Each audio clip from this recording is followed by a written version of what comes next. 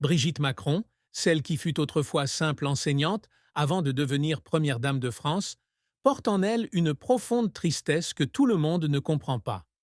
La plus grande tristesse de sa vie fut peut-être la lutte intérieure et la douleur qu'elle a endurée lorsqu'elle a décidé de quitter son premier mariage pour poursuivre l'amour avec Emmanuel Macron, un ancien étudiant de 24 ans, son cadet.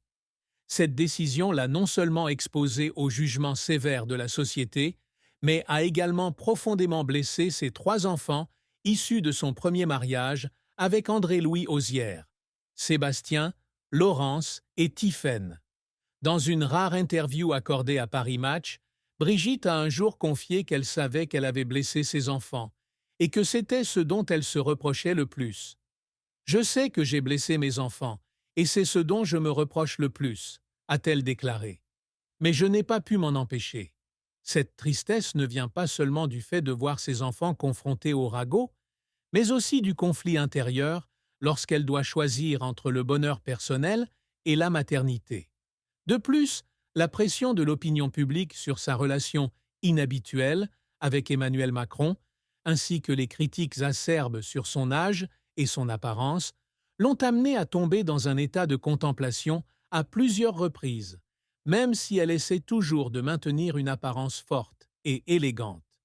Avant d'entrer sur la scène politique, Brigitte Macron a mené une carrière remarquable dans l'éducation. Née dans une famille propriétaire d'une célèbre confiserie d'Amiens, elle a choisi sa propre voie en poursuivant sa passion pour l'enseignement.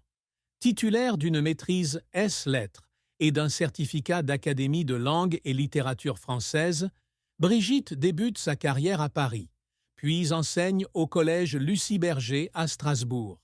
En 1991, elle revient à Amiens et enseigne le français et le latin au lycée La Providence, un lycée jésuite. C'est ici qu'elle rencontre Emmanuel Macron, son élève, qui deviendra plus tard son mari. Le parcours éducatif de Brigitte est marqué par son dévouement et sa capacité à établir des liens avec les étudiants. Elle enseigne mais anime également des ateliers de théâtre où elle encourage les élèves à développer leur créativité et leur confiance en eux, l'une des choses qui ont rapproché Emmanuel Macron d'elle. Le plus grand succès professionnel de Brigitte a peut-être été sa capacité à inspirer et à influencer positivement ses élèves, en particulier Emmanuel, qu'elle a reconnu très tôt comme un talent exceptionnel. Je n'ai jamais vu une telle mémoire, une telle capacité intellectuelle, confiait-elle un jour à Paris Match. J'ai eu beaucoup d'excellents élèves, mais aucun ne peut se comparer à lui. Cependant, sa carrière n'a pas été sans échecs et défis. Lorsque sa relation avec Emmanuel fut découverte, elle dut faire face à l'opposition de sa famille et à la pression du milieu éducatif. Cela lui a peut-être donné le sentiment d'être isolée dans l'environnement même qu'elle aimait autrefois. En 2007, elle s'installe à Paris pour enseigner au lycée Saint-Louis de Gonzague.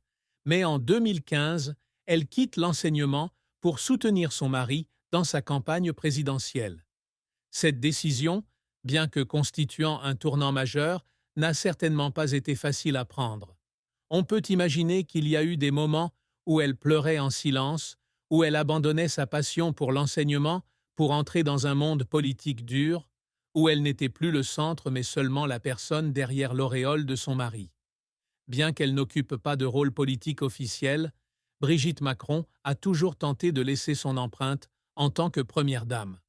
L'un des objectifs qu'elle s'est fixé est d'améliorer le système éducatif et de soutenir les personnes défavorisées de la société. Elle a utilisé son poste pour promouvoir des initiatives liées à l'éducation et à la culture, domaines dans lesquels elle possède une vaste expérience. Elle s'implique par exemple activement dans des projets de sensibilisation à la violence à l'école et de soutien aux enfants handicapés. Ces efforts reflètent non seulement sa passion pour l'enseignement, mais aussi son désir de créer une société plus équitable. Par ailleurs, Brigitte a également tenté de construire l'image d'une première dame moderne, différente de ses prédécesseurs. Elle n'a pas hésité à affronter les critiques sur son âge ou son style pour affirmer son rôle de véritable compagne d'Emmanuel Macron. Son plus grand accomplissement est peut-être d'avoir été une source d'inspiration pour les femmes qui ose être fidèle à elle-même, malgré les préjugés sociaux. Il y a des moments dans la vie où il faut faire des choix importants, a-t-elle déclaré à Elle France. Et pour moi, c'était l'un d'entre eux. Cette persévérance lui a permis de surmonter tous les obstacles pour gagner le respect du public français et international. L'histoire d'amour entre Brigitte Macron et Emmanuel Macron est à la fois romantique et controversée. Ils se sont rencontrés alors qu'Emmanuel avait 15 ans et Brigitte était une enseignante de 39 ans, mariée et mère de 3 enfants. La relation a commencé par une admiration intellectuelle, lorsqu'Emmanuel a rejoint le club de théâtre dont elle était responsable. Même si elle a d'abord essayé de garder ses distances, la persévérance d'Emmanuel a touché son cœur. Cependant, cet amour n'est pas facile. Lorsque les parents d'Emmanuel l'ont découvert, ils l'ont envoyé à Paris pour étudier, dans l'espoir de mettre fin à leur relation. Brigitte s'est aussi dit qu'Emmanuel trouverait quelqu'un de son âge, mais cela n'a pas été le cas. Après 10 ans de relation à distance, elle divorce d'André-Louis Auzière en 2006 et épouse Emmanuel en 2007 au Touquet. Bien que son mariage avec Emmanuel ait été construit sur des fondations d'amour profond et de soutien mutuel, Brigitte n'a pas été exempte de son lot de chagrin. Elle a confié un jour à Paris Match qu'au début, elle avait peur qu'Emmanuel la quitte pour quelqu'un de plus jeune. Cette tristesse ne vient pas nécessairement de doutes sur son amour, mais de la pression sociale et de la conscience de soi-même face à la différence d'âge. De plus, ne pas avoir pu avoir d'enfant avec Emmanuel peut aussi être un regret silencieux, même si elle n'en a jamais parlé publiquement. Cependant, elle a surmonté ses chagrins pour construire une famille harmonieuse avec Emmanuel, avec ses enfants et petits-enfants de son premier mariage.